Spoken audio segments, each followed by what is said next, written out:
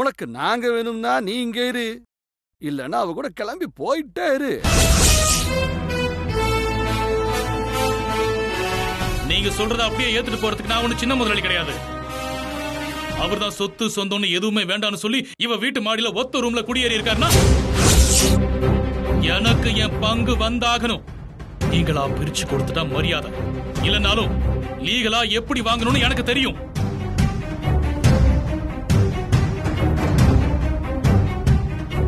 பாருங்க மாப்பிள்ள, சொந்தம் வேண்டாம் சொத்து மட்டும் போதும்னு சொல்றது ரொம்ப தப்பாயிடும்.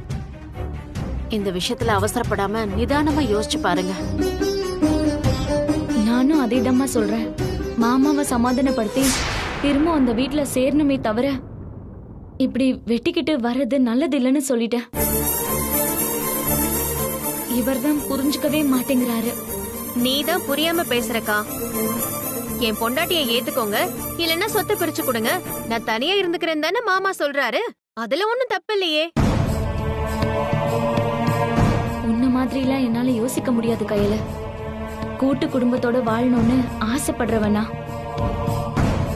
ஆனா என்னாலேயே இன்னைக்கு அந்த குடும்பம் உடையிற நிலைமைக்கு வந்துடுச்சுன்னு நினைக்கிறப்போ ரொம்ப கஷ்டமா இருக்கு. மலர், நீ எதுக்கும் காரணம் இல்ல.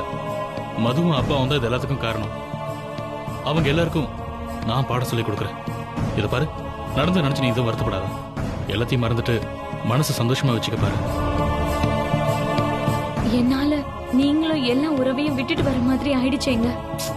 ஏய், அதான் நீங்க எல்லாம் இருக்கீங்களே, எனக்கு இந்த சொந்தமே போதும். அவங்க யாருமே வேணாம். அம்மா சரின்னு சொன்னா போதும். அவங்கள கூட நம்ம கூடவே கூட்டிட்டு வந்துடலாம். எனக்கு இதெல்லாம் ஒன்னும் சரியா படல மாப்பிள்ள. ஏற்கனவே நான் ஏதோ மலருக்கு சொல்லி கொடுத்து உங்களை வளைச்சு போட வச்சேன்னு அபவாதம் பேசிக்கிட்டு இருக்காங்க. இப்ப நீங்க 2 பேரும் இங்க வந்துட்டீங்கன்னா குடும்பத்தை பிரிக்கிற கும்பல்னு இன்னும் எங்களை பத்தி கேவலமா பேச ஆரம்பிச்சிருவாங்க. அதுக்காக மலர் இங்க விட்டுட்டு நான் மட்டும் எங்க அப்பா வீட்டுல போய் இருக்க முடியுமா? அத்த, நாங்க இங்க இருக்கிறது கஷ்டம்னு சொன்னீங்கன்னா நானும் மலரும் தனியா வீடு பார்த்து போய்க்கிறோம். அய்யோ மாப்பிள்ள, நான் அந்த அர்த்தத்துல சொல்லல. இதுவும் உங்க வீடுதான். நீங்க எவ்வளவு நாள் வேணும்னாலும் இங்க இருக்கலாம். மருமகனை மூத்த மகன் மாதிரி நினைச்சுக்குவேன். அதுல எங்களுக்கு எந்த பிரச்சனையும் இல்ல. ஆனா மொத்தமா பிறந்த வீட்டை தலைமுழுகிற முடிவை எடுக்காதீங்க. சொத்து விஷயத்துல அவசரப்பட்டு எதுவும் பண்ணிடாதீங்க. காலம் எல்லா கோவத்தையும் ஆத்திடும்னு சொல்லுவாங்க. முதலாளியும் காலம் முழுக்க அதே கோவத்தோட இருந்துட முடியாது. என்ன இருந்தாலும் நீங்க அவருக்கு ஒரே புள்ள. அவ்வளவு சுலபமா அவர் உங்களை விட்டுட மாட்டாரு. கோபம் குறைஞ்சு உங்களையும் மலரையும் ஏத்துக்கிற சூழ்நிலை கண்டிப்பா வரும். அது வரைக்கும் கொஞ்சம் பொறுமையா இருங்க. அவசரப்பட்டு ஏதாவது செய்ய போய் ஜென்மத்துக்கும் ஒருத்தர் முகத்துல ஒருத்தர் முழிக்க முடியாதபடி ஆயிடக்கூடாதுல்ல. மலரு, பையன் எடுத்துட்டு போய் உள்ள வைப்போம்.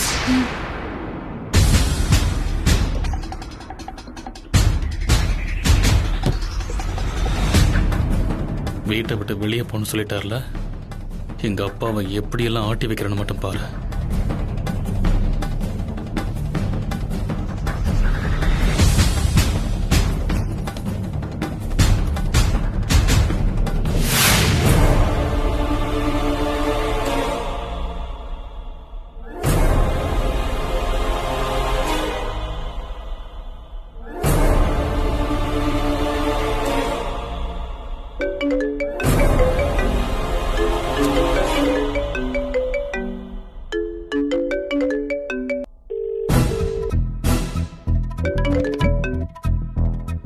ஹலோ ஹலோ, நான் உங்களை பார்க்கணும் ஜீவா. நீங்க எங்க இருக்கீங்க? நான் ஒரு வேலையா வெளியே வந்திருக்கேன். என்ன விஷயம் சொல்லு. இப்போ நீங்க எங்க தங்கி இருக்கீங்க? என்ன மது தெரியாத மாதிரியே கேக்குற? கெஸ்ட் ஹவுஸ்ல தான் தங்கி இருக்கேன். இப்பெல்லாம் ரொம்ப அழகா பொய் சொல்ல கத்துக்கிட்டீங்க Jeeva. Oh, thanks for the compliment Madhu. By the way, நான் பொய் சொல்றத கண்டுபிடிச்சிட்டேன்னா நான் எங்க இருக்கேங்கிறதும் உனக்கு தெரியும்ல. அப்புறம் எதுக்கு இந்த என்கொயரி? சரி, உங்க அப்பாவோட பிரச்சனைனா கெஸ்ட் ஹவுஸ்ல இருந்து வெளியே வந்துட்டீங்கன்னா நேரா நம்ம வீட்டுக்கு வந்திருக்க வேண்டியதானே? என் சர்க்கிள்ல இருக்கிற யார் வீட்டுக்கும் போக கூடாதுன்னு சொல்லி அப்பா கன்ஃபார்மா சொல்லிட்டாரு. இப்போ இப்ப கூட உங்க அப்பா என் அப்பா கிட்ட வேலை செஞ்சுட்டு தானே இருக்காரு. அதுவும் இல்லாம ரிலேட்டிவ் வேற. நான் எப்படி அங்க வர முடியும்? அந்த ரிலேஷன்ஷிப்பை விடுங்க ஜீவா. நீங்க என் ஃப்ரெண்டு தானே. ஒரு ஃப்ரெண்டு வீட்ல வந்து நீங்க உரிமையா தங்கலாமே. என் ஃப்ரெண்டு வீட்டுல வந்து தங்கறதை விட நான் என் காதலி வீட்டு மாடியில வந்து தங்கறதுல தான் எனக்கு சந்தோஷம் மது.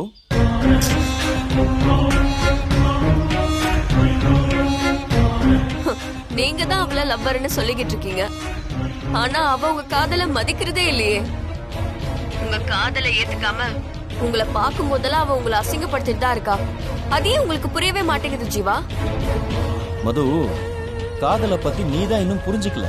இந்த அசிங்கப்படுறது, அவமானப்படுறது இதெல்லாம் part of my romantic journey.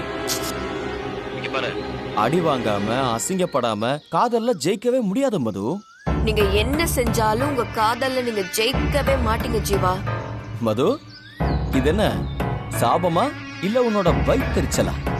நான் உங்க மேல இருக்கிற அக்கறையில பேசிக்கிட்டு இருக்கேன். எவ்வளவு வசதியா வாழ்ந்தவர் நீங்க.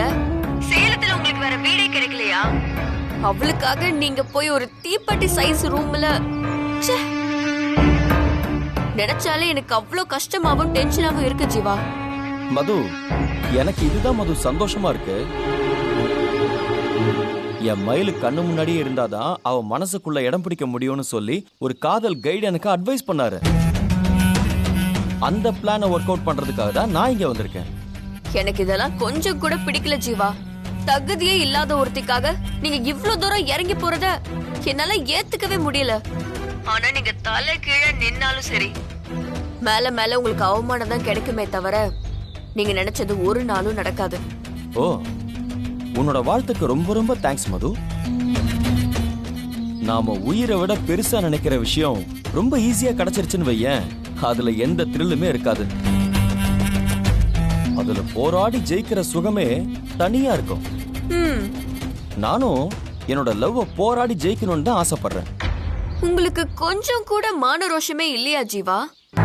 மது, வைஃப் கிட்ட, ஐ மீன் மயில் கிட்ட ஈகோவும் பார்க்க கூடாது, மான ரோஷமும் பார்க்கவே கூடாது. மயில என் வைஃபா தான் நான் நினைக்கிறேன். அத அபிஷியலா ஊரறிய சொல்ற காலமும் சீக்கிரமாவே வரும். அன்னைக்கு நீ எங்களுக்கு வாழ்த்து சொல்ல கண்டிப்பா வருவ. ஓகே, அது வரைக்கும் இந்த பொறாமையில பொங்காம போனை கட் பண்ணு. ஹலோ ஜீவா.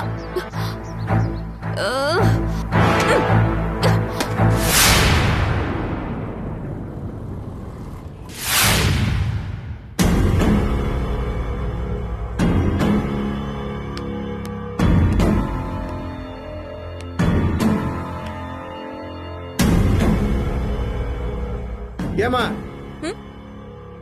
யாருமா நீ? என்ன விஷயமா வந்திருக்க? ஒரு கம்ப்ளைண்ட் கொடுக்கலான்னு வந்திருக்கேன் சார். ஆமா சார், ஒரு கேவலமான ஜென்மம் ஒரு கோடீஸ்வர பையனை மயக்கி அவரோட சொந்தம் சொத்துன்னு எல்லாத்தையும் தூக்கி எறிய வச்சு அவரை நடுத்தெருல இன்னைக்கு அனாதையை நிக்க வச்சிருக்கா. அவ மேல சீட்டிங் கேஸ் ஃபைல் பண்ணலாமா சார்? ஆமா, சொத்தை அவ பேருக்கு எழுதிட்டு ஏமாத்திட்டாளா? அதெல்லாம் இல்ல சார். அப்புறம் எப்படி இது சீட்டிங் கேஸ்ல ஒரு கஷ்டமாச்சே? ஒரு பணக்கார பையனை பிச்சைக்காரனாக்கி அவட பைத்தியமா தெரிய வைக்கிறது தப்பு இல்லையா சார்? அம்மா, நீ சொல்றத வச்சு பாக்குறப்ப ஏதோ பழி வாங்கும் படல மாதிரி தெரியுது. சரி, நம்பி ஸ்டேஷனுக்கு வந்துட்டீங்களா? நல்லது பண்ணிடுவோம். அம்மா, நீ இப்ப சொன்னீங்கல்லம்மா, அதை அப்படியே ஒரு கம்ப்ளைண்ட் எழுதி கொடுமா. கொடுக்கறேன் சார். ஆனா அதுக்கு முன்னாடி இந்த பொண்ணோட பேர் என்னன்னு கேட்க மாட்டீங்களா? அம்மா, நமக்கு பேரெல்லாம் முக்கியம் இல்ல, வாதி பிரதிவாதி அதுதான் முக்கியம். சரி, யார் மேலமா புகாரு? பேர் சொல்லுங்க. தங்க மயில.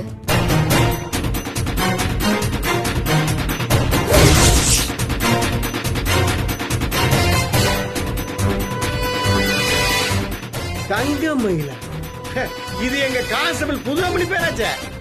நான் கம்ப்ளைண்ட் கொடுக்க வந்ததே அவ மேலதான் சார்.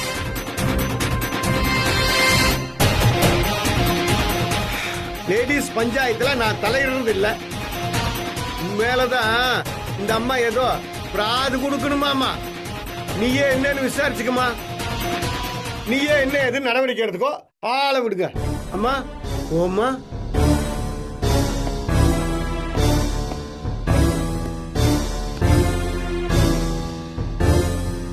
உனக்கு என்ன வேணும் மது? எதுக்கு இங்க வந்த? நீ இருக்கிற இடத்துக்கு வர்றதுக்கு எனக்கும் அசிங்கமா தான் இருக்கு. ஆனா வர வேண்டிய சூழ்நிலை வந்துருச்சே. எனக்கு என் லட்சியமும் கனவும் முக்கியம்னு நீ அடிக்கடி ஒரு டயலாக் சொல்லுவ தெரியுமா? அதெல்லாம் உண்மைன்னு நான் இவ்ளோ நாளா நம்பிக்கிட்டு இருந்தேன். ஆனா நீ வேஷம் போட்டு ஊரை ஏமாத்திக்கிட்டு இருக்கன்னு இப்பதானே புரியுது. ஏய், யாரையும் வேஷம் போட்டு ஏமாத்த வேண்டிய அவசியம் எனக்கு இல்ல. ஏய், நடிக்காதடி. உன்னோட யோகிதம் என்னன்னு இப்ப எனக்கு நல்லா தெளிவா தெரிஞ்சு போச்சு. நீ ஜீவாவை கட்டிக்கிட்டு கோடீஸ்வர வீட்டு மருமகளானு முடிவு பண்ணிட்ட.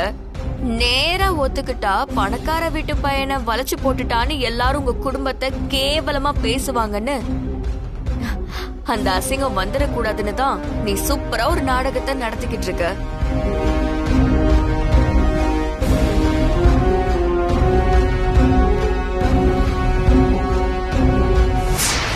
நேர்ல பாக்குறப்ப எனக்கு காதல் கத்திரிக்கான்னு எதுவுமே இல்ல.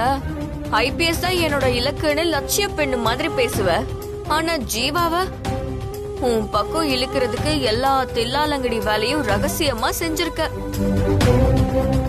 அதனால தான் மாளிகையில இருந்த ஜீவா உன்னோட மாடி போர்ஷனுக்கே வந்திருக்காரு. கூடிய சீக்கிரம் அவரை உன் வீட்டுக்குள்ளே சேர்த்துருவ. விட்டா கல்யாணம் பண்ணாம அவர் கூட குடும்பம் கூட நடத்துவ போல இருக்கு. மது,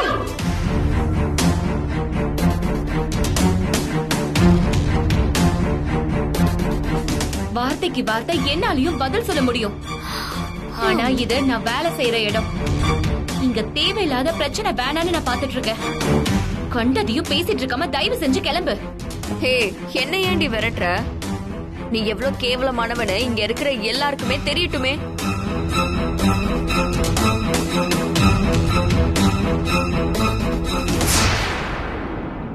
உனக்கு வசதியான வாழ்க்கை வேணும்னா ஜீவாவை கட்டிக்கிட்டு நீ நினைச்சதை அடைய வேண்டியதானே. அதை விட்டுட்டு எதுக்கடி இந்த மாதிரி மானங்கெட்ட பொழப்பு? இங்க பாருமா, உங்க பர்சனல் சண்டையெல்லாம் வெளில போய் வச்சுக்கோங்க. இது போலீஸ் ஸ்டேஷன். ஸ்டேஷனுக்குள்ள இந்த மாதிரி எல்லாம் பேசக்கூடாது. வெளியே போங்க. போற மேடம். போறதுக்கு முன்னாடி இவகிட்ட 4 வார்த்தை பேசாம போனா என் மனசு ஆறாது. அக்கா, நானே பேசிக்கிறேன்க்கா, விடுங்க. ஹே, நல்ல பேரு வாங்குறதுக்காக நீ போட்ட நாடகத்தினால இன்னைக்கு ஜீவா தாண்டி எல்லாத்தையும் இழந்துட்டு கஷ்டப்படுறாரு. கூலி வேலை செஞ்சு பொழைச்ச உனக்கு கோடீஸ்வர வாழ்க்கைய பத்தி என்னடி தெரியும்? ஏசி, தூக்கம், டைனிங் டேபிள், சாப்பாடு, ஆர்டர், டிராவல்னு அவர் வாழ்ந்த வாழ்க்கைய வேறடி. ஆனா இன்னைக்கு பாத்ரூம் சைஸ் ரூம்ல அவர் கஷ்டத்தை பார்க்கும் போதே வலிக்குதுடி. சரி, வசதியை விடு. அம்மா, அப்பா, அண்ணன், தங்கச்சின்னு அவருக்கு எவ்வளவு அழகான ஒரு குடும்பம் இருந்துச்சு. அவர் எவ்வளவு சந்தோஷமான வாழ்க்கைய வாழ்ந்துட்டு இருந்தாரு. நீ சொன்ன ஒரு வார்த்தைக்காக உன்னோட சந்தோஷத்துக்காக எல்லாரோட வாழ்க்கையும் கெடுத்துட்டியேடி. என்னாலதான் இதெல்லாம் நடந்துச்சுன்ற மாதிரி பேசாத மது. சொத்தையும் உறவையும் விட்டுட்டு வாங்கன்னு நான் சொல்லல. என் வீட்டு மாடிக்கு குடி வாங்கணும் நான் சொல்லல. உண்மைதான், நீ எதையுமே செய்யல. ஆனா அவரை மயக்கி நீ இந்த மாதிரி எல்லாத்தையும் செய்ய வச்சிருக்க. ஆனா இந்த விஷயத்துல உன்னை பாராட்டியே ஆகணும்டி. ஜீவா கிட்ட எப்படி நடந்துகிட்டா அவர் தானா உன் வலையில வந்து விழுவாருன்னு தெளிவா யோசிச்சு ஒவ்வொன்னத்தையும் செஞ்சிருக்க. அந்த சாமர்த்தியம் சத்தியமா எனக்கு இல்லடி. ஓ, பொக்கேயா? ஓகே.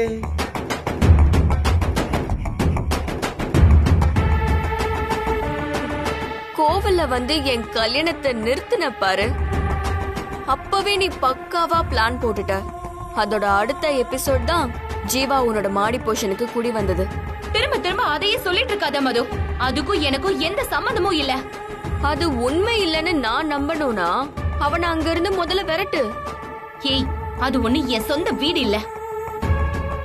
அவரை போக சொல்ற உரிமையும் எனக்கு இல்ல. சும்மா மழுப்பாதடி. நீயும் உங்க அம்மாவும் மனசு வச்சா ஒரே நிமிஷத்துல அவரை கிளப்ப முடியும். ஆனா நீங்க அதை செய்ய மாட்டீங்களே.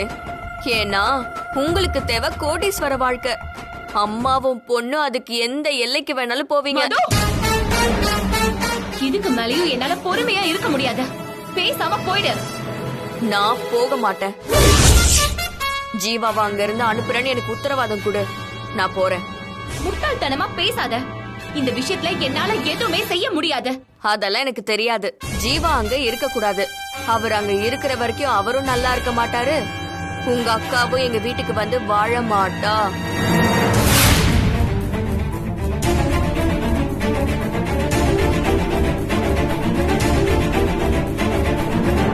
நீயும் ஜீவாவும் தான் என் வாழ்க்கையை கெடுத்தீங்க. அந்த கோபத்தினால்தான் நாங்க மலர வீட்டை விட்டு அனுப்பணும்.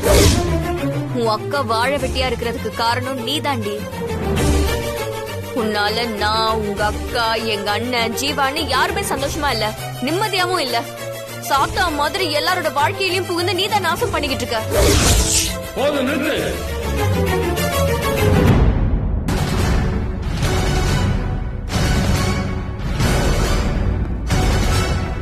எங்க வந்து யாருகிட்ட என்ன பேசிட்டு இருக்க?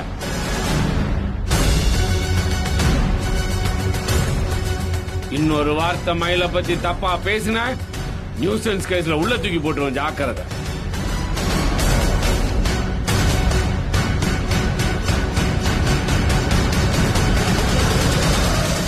என்ன சார், கட்சி மாறிட்டீங்களா?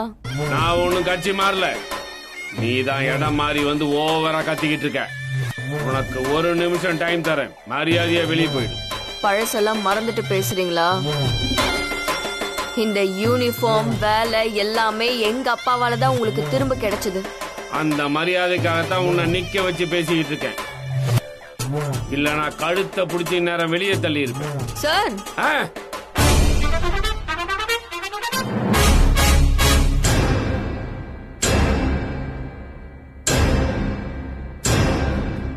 மயில யாருன்னு நினைச்ச?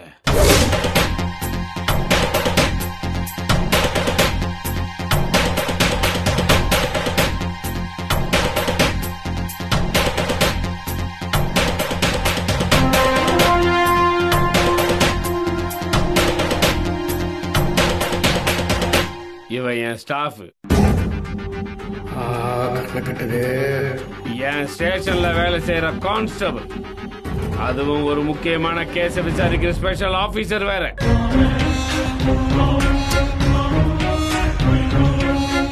உனக்கு எவ்வளவு தைரியம் இருந்தா என் ஸ்டேஷனுக்கே வந்து என் ஸ்டாஃபையும் அசிங்கப்படுத்துவ? நீ செஞ்ச காரியத்துக்கு நான் கொடுக்க வேண்டிய ட்ரீட்மெண்டே வேற.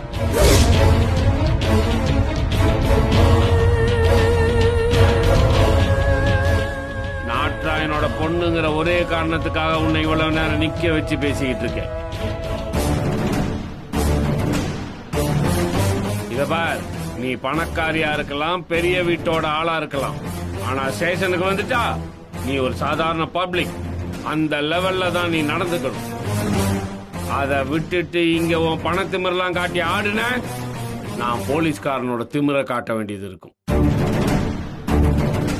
அதையெல்லாம் தாங்குற அளவுக்கு உனக்கு வயசும் இல்ல, அனுபவமும் இல்ல.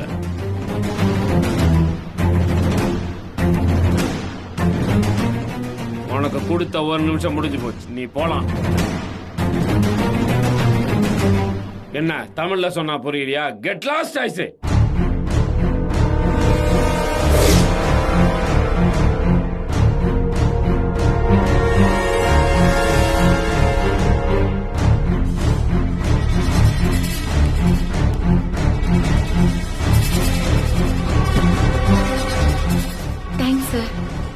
எதுக்கு மயில எனக்கு தேங்க்ஸ் சொல்ற? நீ என்னோட ஸ்டேஷனோட ஸ்டாஃப். நான் உன்னை கிண்டல் பண்ணுவேன், கேலி பண்ணுவேன், கலாய்ப்பேன், அது என்னோட உரிமை. ஆனா வெளியால் யாராவது வந்து பண்ணா விட்டு கொடுக்க மாட்டேன், வெளுத்துருவேன் அவங்க. அவ இனிமே இந்த பக்கமே வர மாட்டான். மீறி வந்தானா என்கிட்ட சொல்ல, நான் பாத்துக்கிறேன். சரிங்க சார். மயிலு ஒரு நிமிஷம். அவகிட்ட கத்தி கத்தி தலைவலி வந்துருச்சு. கடைக்கு போய் சூடா டீயும் 2 வடையும் வாங்கிட்டு வரியா? அதான பார்த்தேன். அப்புறம் இவங்களுக்கெல்லாம் என்ன வேணும்னு கேட்டு போயிடு. என்ன ஆண்டவர் என்ன ஆர்டர் பண்றீங்களோ அதுதான் எங்களுக்கும்.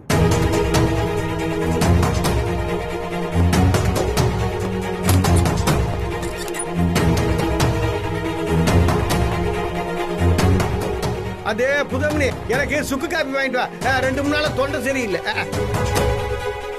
உனக்கு எனக்கு டீ. சுகர் இல்லாம தானே? ஆமாங்க.